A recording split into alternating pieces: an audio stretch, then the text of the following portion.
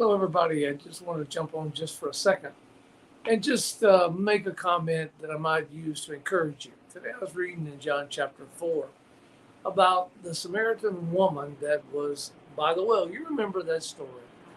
The Bible said that Jesus must go by Samaria. Now, first of all, let me tell you, this was not a typical route for a Jewish individual to go this way. But Jesus had to go that way because there was purpose in that stopping. Now, what's amazing is this. When you find the woman at the well, she is at the well at a very not popular time, very the heated part of the day, probably there to avoid conversation or murmuring or people talking about her. And you know her story. Jesus told her story when he asked her for a drink. And he said, "Go get your husband." And she said, "Well, I don't have one." He said, "That's true.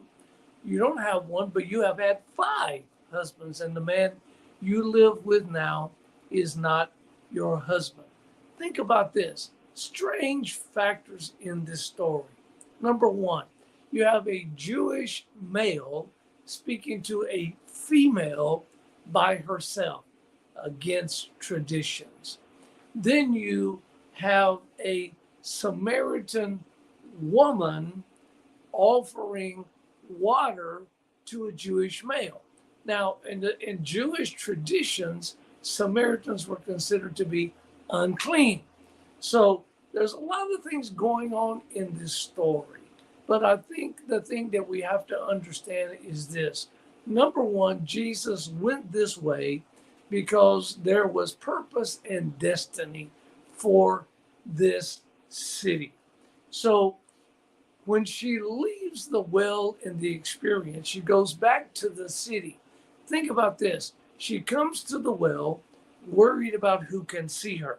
She goes back to the city to make a proclamation about a man that she met, that she was not afraid to talk to anybody and everybody about.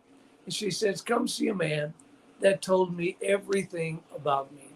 The city then comes out to the well, drawn by a woman that's had five husbands and is now living with a man that's not her husband.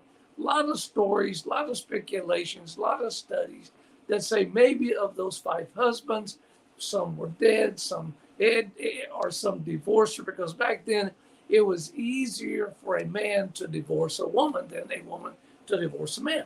So here comes the city. Now imagine, along with the woman is probably the man that she's living with.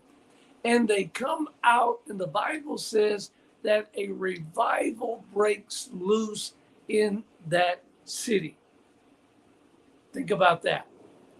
A woman who was not supposed to be at the well. A Samaritan woman who was not supposed to offer any water to a Jew. And a Jewish male who was not supposed to be talking to a woman by herself, especially a Samaritan woman. And because of all of these things, we see grace revealed. Jesus comes on purpose to meet this woman so that she can encounter grace for her life. And by encountering grace, grace is then shown to the city by her testimony of the grace that she received by the man that she met at the well. See, the Bible tells us that grace didn't come by a letter or by a law, but grace came by a man, and grace's name was Jesus. So before we are too quick to judge by appearances only, let's be careful that we don't interrupt or try to get involved or try to stop purpose and destiny in somebody else. Number two, let's make sure that not only do we not judge that person, but we encourage them with the grace that's on our lives. Now, let me encourage somebody today who has had a lot of setbacks. You may be in the middle of a setback right now. You may be in the middle of a very difficult situation in your life. But let me tell you, grace is here for you, to free you, to set you free from all of the obstacles and difficulties in your life, so that you can find your purposes and your destiny. Jesus is coming today by the well of difficulties of your life to bring you grace, to bring you love, and to free you from difficulties and the restraints of life that are holding you back. God bless you. Read John chapter 4.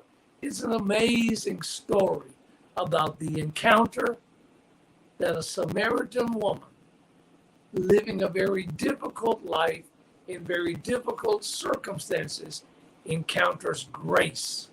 And by encounters grace, finds forgiveness. God bless you. We'll see you again soon.